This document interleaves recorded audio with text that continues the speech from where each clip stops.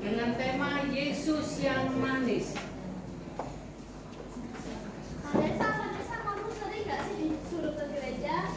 Ya, aku setiap hari Minggu selalu disuruh ke gereja. Ya sama kalau cuma aku kalau ke gereja malah soalnya lama. Iya, kalau ke gereja tuh ngantuk. Ya tapi aku udah nggak ke gereja 2 bulan tahu. Sama dong.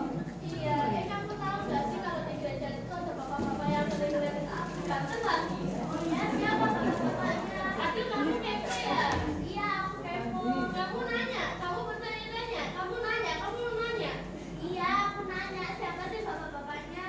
Kasih tahu nggak ya? Kasih tahu lah. Tapi aku nggak boleh tahu, nanti kamu kepo. Iya, ayo dong, aku kepo nih. Inisialnya Pak Suandi. Tadi memang ganteng sih. Jangan kamu suka ya. Janganlah, kan Pak Suandi omku. Ya, emang Pak Suandi itu biasanya ngomong apa sih? Ya, suruh ngajak ke gereja sih. Oh alah, ya udah minggu depan kita ke gereja yuk. Ayo. Tapi kok tiba-tiba kepalaku pusing ya? Kamu kenapa emang? Raisa, kamu kenapa? Raisa, bangun. Kamu kenapa? Raisa, bangun, Raisa. Raisa, bangun. Raisa, bangun. Kamu kenapa? Ini bulan Desember, bulan yang penuh bahagia, karena semua lagu-lagu Natal di mana-mana bergema. Senang hatiku. Nanti sore ada Natalan di tempatnya Bapak Pendeta Yusuf Haryanto GAB.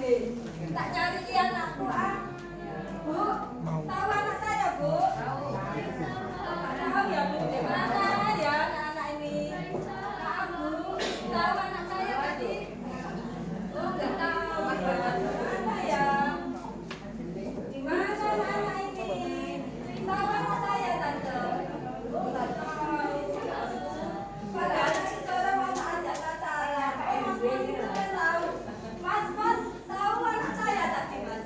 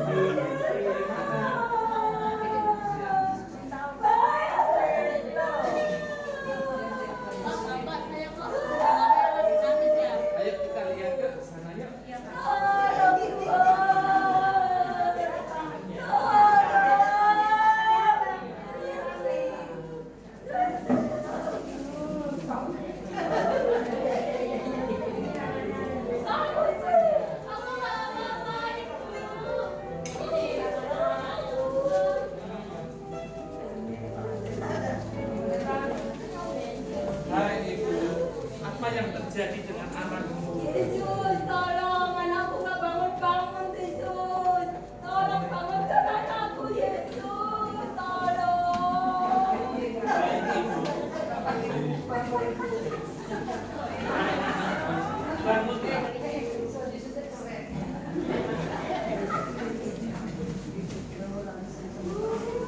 Terima kasih, Tuhan Yesus. Terima kasih. Sama-sama, Ibu. Hari ini anakmu sudah sembuh dan tidak sakit lagi.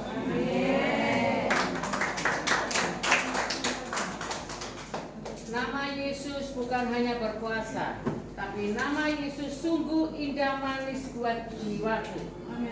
Nama yang memberi kekuatan, penghiburan, kesembuhan, pemulihan. Nama yang memberikan keselamatan, nama Yesus. Di mana ada doa, di situ pasti ada jawaban. Di mana ada iman, di situ pasti ada mujizat. Di mana ada pengharapan, di situ ada kekuatan. Di mana ada kasih, di situ ada kemenangan. Di mana ada Tuhan, di situ ada jalan keluar. Yesus tetap Yesus yang termanis. Amin. Mari kita semua menyanyikan lagu Yesus yang termanis.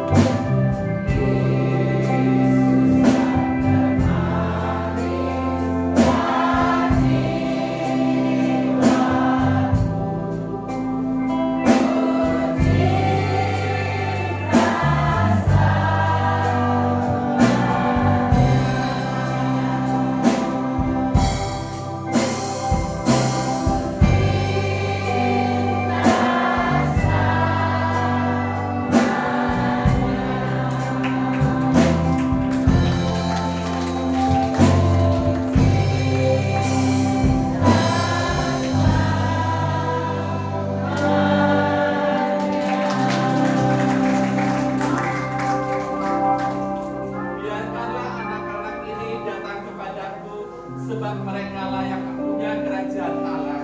Sesungguhnya aku berkata kepada kalian semuanya, barang siapa yang datang ke dalam kerajaan Allah tidak seperti anak kecil, ia tidak akan masuk ke dalamnya. Janganlah kita menghalang-halangi mereka. Kami mengucapkan selamat Natal dan Tahun Baru 2024. Tuhan Yesus memberkati.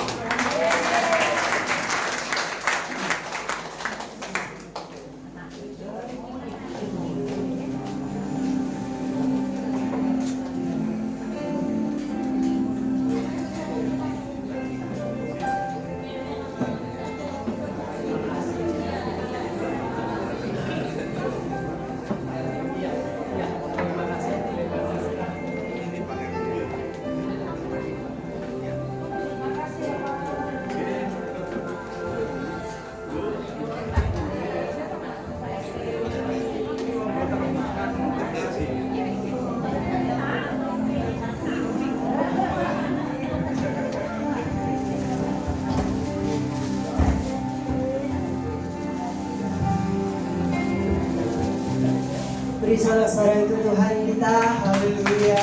Tuhan kita, Tuhan yang termanis, amin. Semua merasakan Tuhan kita manis. Tiba saatnya kita akan mendengarkan firman Tuhan.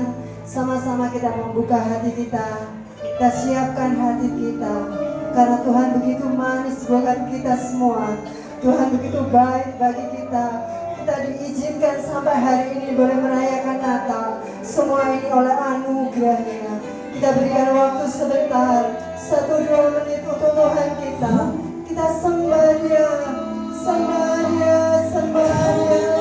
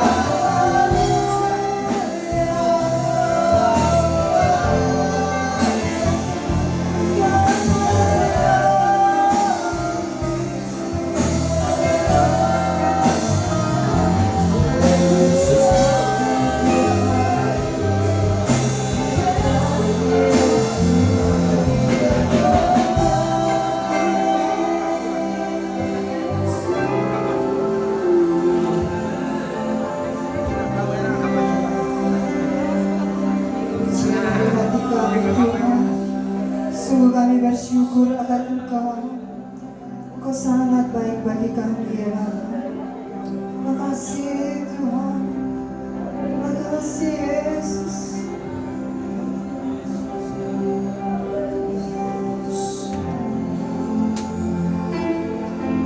Sama-sama kita memujikan pujian ini. Ucapkan dengan sepenuh hati. Kita mau sama-sama bersyukur kepada-Nya karena kebaikan-Nya yang sudah diberikan bagi kita.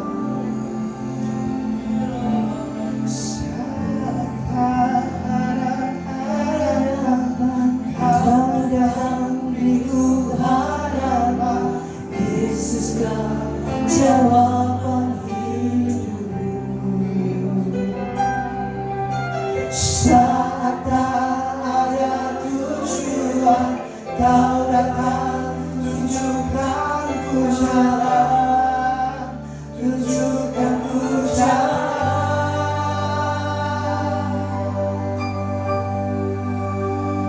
Terima kasih buat cinta-Mu yang tanpa batas. Kau berikan hidupku, jadikan ku berharga. Terima kasih buat cinta-Mu yang tanpa batas. Kau berikan hidupmu, jadikan aku indah. Terima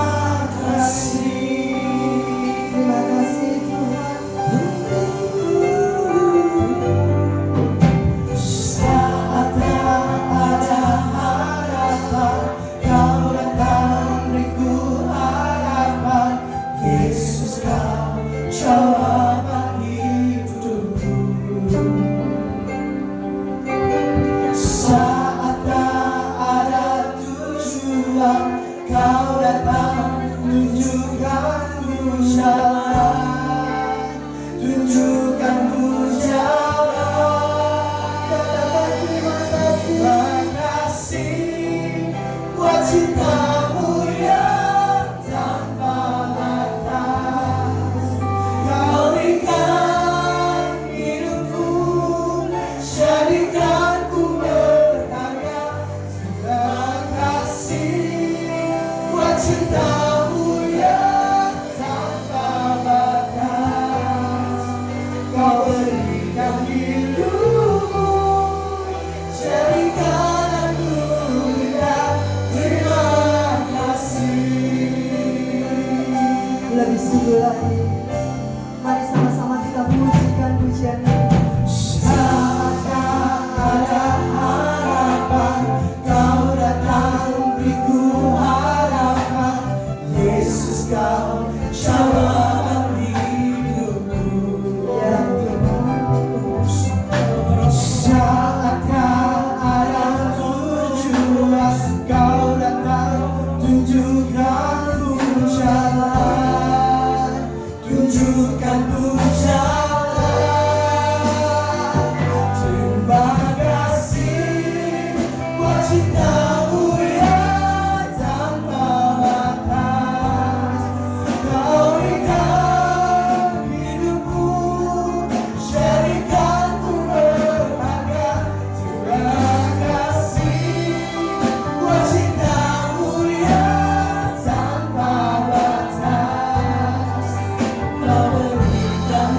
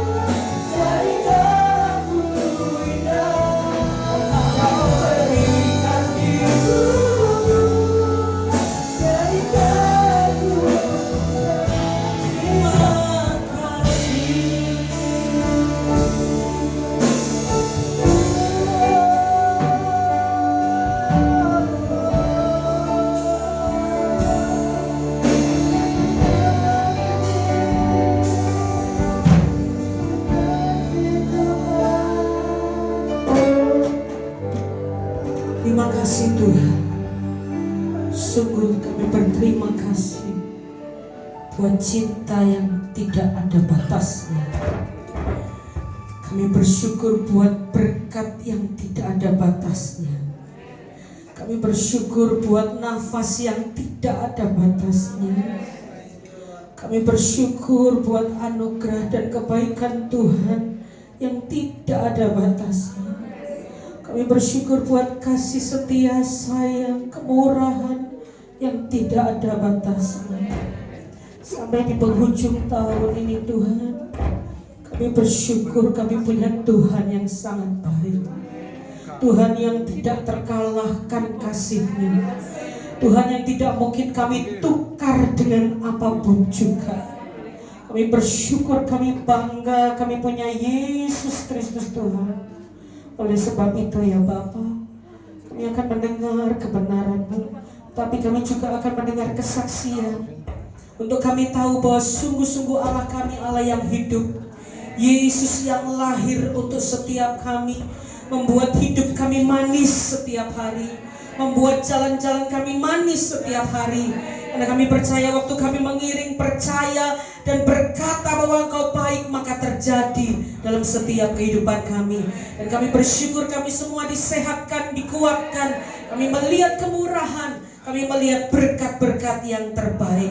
Terima kasih Tuhan, urapi kedua hamba-Mu, Ibu Ellen dan Ibu Pendeta Eri Tuhan. Kami percaya dari bibir lidahnya kami mendengar firman yang dahsyat. Dan dari sanalah kami dikuatkan, dipulihkan dan diberkati. Dalam nama Yesus Kristus Tuhan, mari yang percaya dan bersukacita berkata, amin.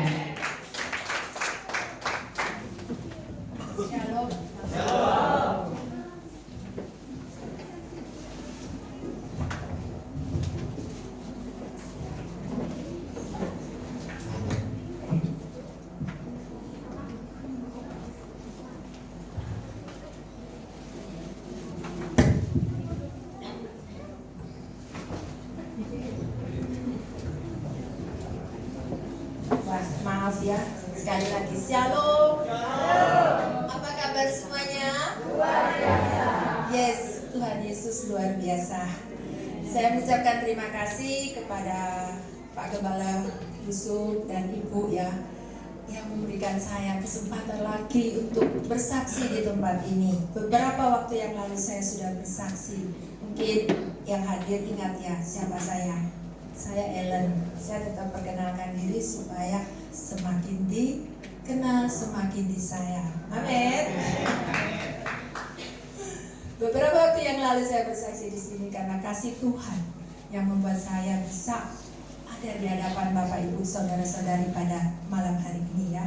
Saya kena kanker payudara stadium 3B di tahun 2013 dan saya harus menjalani pengobatan yang sangat panjang, yaitu 24 kali kemoterapi, 25 kali radiasi, dan saya harus pengangkatan satu payudara saya dengan nama mastectomy.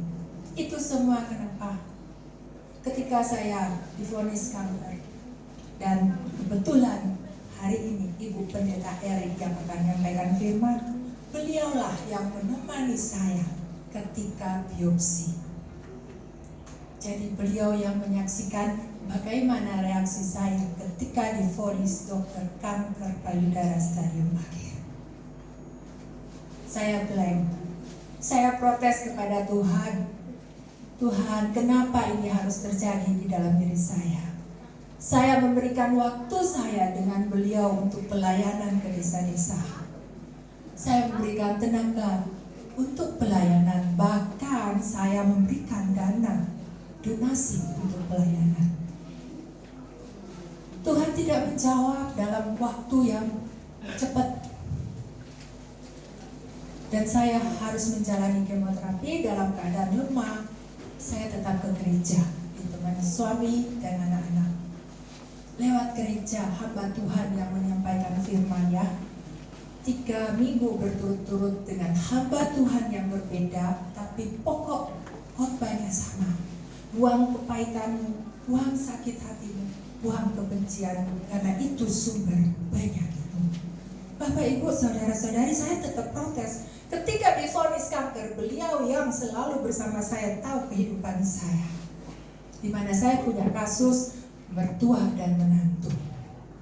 Waktu saya divonis kanker, beliau yang menganjurkan saya, peluklah mertua kamu akan sembuh. Saya protes, saya tidak bisa menerimanya. Saya bilang kepada beliau bahwa saya yang tersakiti, kenapa harus saya yang minta maaf? Kadang-kala kita yang tersakiti merasa diri kita benar, dan yang menyakiti adalah orang yang salah. Tapi bukan itu yang Tuhan inginkan. Di dalam Alkitab tertulis bahwa kita harus mengampuni 70 kali 7 ya, benar nggak? Nah, bagaimana mungkin kita mengasihi Tuhan Allah yang tidak kelihatan? Ya, bagaimana mungkin kita bilang kita mengasihi Dia yang tidak kelihatan, sedangkan orang yang bersama kita benci? Tuhan tidak menginginkan itu. Tuhan tidak berkenan dengan semua apa yang kita lakukan untuk Tuhan kalau hati kita penuh dengan sampah. Saya datang kepada Tuhan, saya minta ampun. Ya Tuhan, saya mau melepaskan pengampunan. Saya membuang kebencian dan sakit hati saya ini. Dan saya menerima mujizat Tuhan. Saya diberi kesempatan hidup yang kedua. Kehidupan rumah tangga yang cukup parah karena penuh dengan emosi, sakit hati. Ketika saya memutuskan memberikan pengampunan buat mertua saya dengan saya paikui di hadapan dia, minta ampun, kasih karunia Tuhan turun dalam kehidupan saya. Keluarga yang penuh emosi berubah menjadi keluarga yang penuh dengan suasana surga, dalam arti sukacita, damai, dan kebahagiaan itu ada. Sampai di mana suami saya dipanggil Tuhan di 2018. Suami saya meninggal overdosis obat kuat yang dikasih pelakor. Tuhan, bukankah saya sudah menjadi istri yang Kau inginkan, yang tunduk kepada suami, yang mengasihi keluarga, yang pelayanan di dalam kehidupan saya? Tapi kenapa Kau izinkan ini lagi terjadi? Bapak, Ibu, saudara-saudari, saya mempraktekkan memberi pengampunan 70 kali 7 kali 7. Ternyata selama kita hidup, masalah itu tidak akan pergi dari kehidupan kita. Tapi bagaimana cara kita merespon setiap masalah, kita yang mengenal kebenaran firman Tuhan. Amin. Tuhan izinkan setiap masalah terjadi di dalam kehidupan kita. Bukan kita untuk menunding orang kiri, orang kanan, muka dan belakang, tetapi sebaiknya kita mengoreksi diri kita. Apakah kita sudah berkenan di hadapan Tuhan? Anak-anak saya marah kepada papanya karena tahu papanya punya pelakor. Tapi di situ saya harus tampil sebagai seorang ibu yang kuat, walaupun hati saya jerit. Saya bilang kepada anak-anak saya, mari kita melihat kebaikan Papa selama dia hidup. Kita tahu dia punya, maaf ya, pelakor ketika dia meninggal. Jadi selama 3 tahun dia berhubungan, saya dan anak-anak tidak tahu. Saya bilang, kalau saya tidak punya Tuhan, hanya 2 tempat yang akan saya tempati. Menur, siapa yang nggak tahu Menur? Rumah sakit jiwa. Dan yang kedua adalah penjara. Kenapa? Wanita ini selalu mengirim kuasa-kuasa gelap ke dalam rumah saya. Dan pada saat itu saya tinggal sendirian karena anak-anak saya harus melanjutkan sekolah di luar. Saya bilang, ketika kuasa gelap dikirim, saya tidak tahu kapan. Tapi saya punya Tuhan. Bapak, Ibu, saudara-saudari melihat saya di depan ini karena karya Tuhan. Ketika saya kanker, rambut saya habis, saya gundul. Ini asli loh ibu-ibu, bapak-bapak, cantik bukan? Ini asli. Dan ketika waktu kemo kuku kaki saya juga lepas. Saya mau bilang, di saat Tuhan mau mengambil, kita tidak tahu kapan Tuhan bisa mengambil. Tetapi ketika Tuhan mau mengembalikannya, pasti luar biasa. Amin. Siapa yang bisa nebak usia saya? Saya kasih hadiah dong. 45. Wow.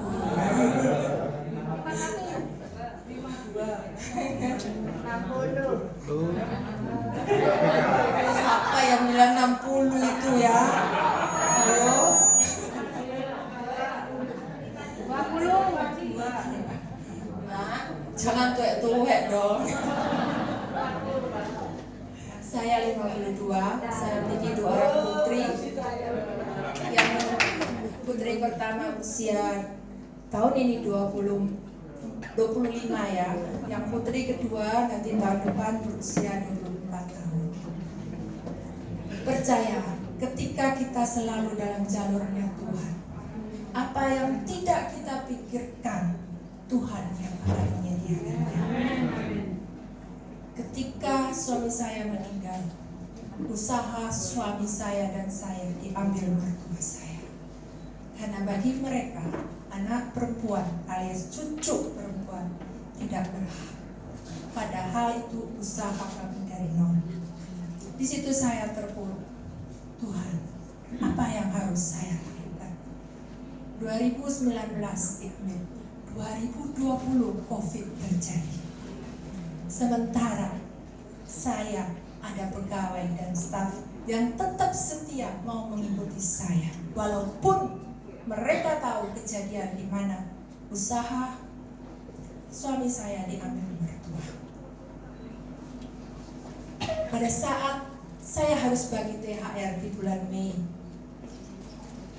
di situ saya ragu, bimbang dan apa yang harus saya lakukan. Kenapa? Saya bertanya ke teman A, temannya bilang dipotong aja THR-nya. Saya bertanya ke teman B, oh dicicil aja. Saya bertanya ke teman C, kamu nggak kasih nggak apa-apa. Saya galau. Tuhan, saya mengasihi pegawai saya. Saya tidak mau berhutang dengan mereka karena saya tahu mereka butuh THR. Tahu nggak Tuhan berkata apa? Dalam hati Tuhan berkata, berikan THR-nya mereka seperti Engkau memberkati mereka.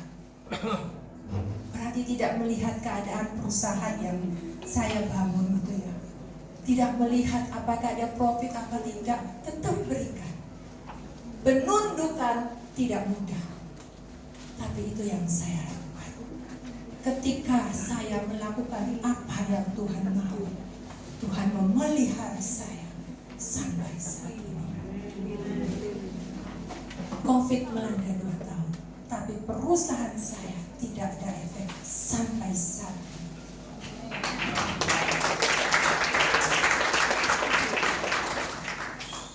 Beliau-beliau adalah saksi kehidupan saya yang tahu bagaimana perjalanan kehidupan saya. Pesan saya buat Bapak, Ibu, Saudara-saudari tempat ini, apapun masalah kalian, ya, mari kita tetap pada jalur Tuhan. Kita tahu kebenaran firman Tuhan. Kita melakukan apa yang menjadi bagian kita, dan Tuhan akan turun tangan untuk setiap masalah kita. Amin. Saya tidak panjang-panjang karena nanti mengurangi waktu dari Ibu Pendeta Eri yang akan menyampaikan firman Tuhan. Terima kasih, Tuhan memberkati.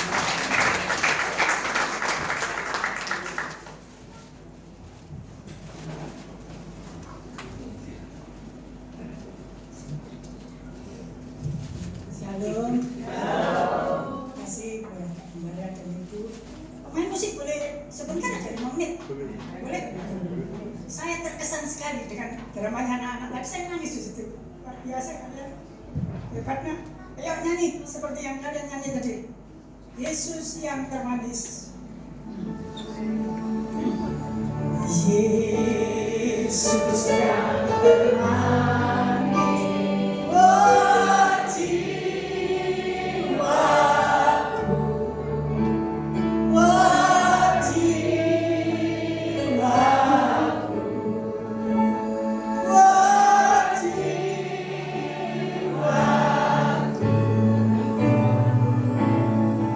Yesus yang termanis.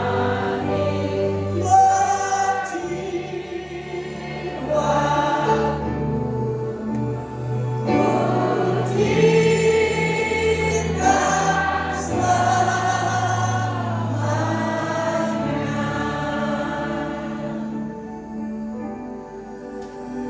Saudara, apakah kita bisa mengikuti Natal malam hari ini karena kita di umur panjang?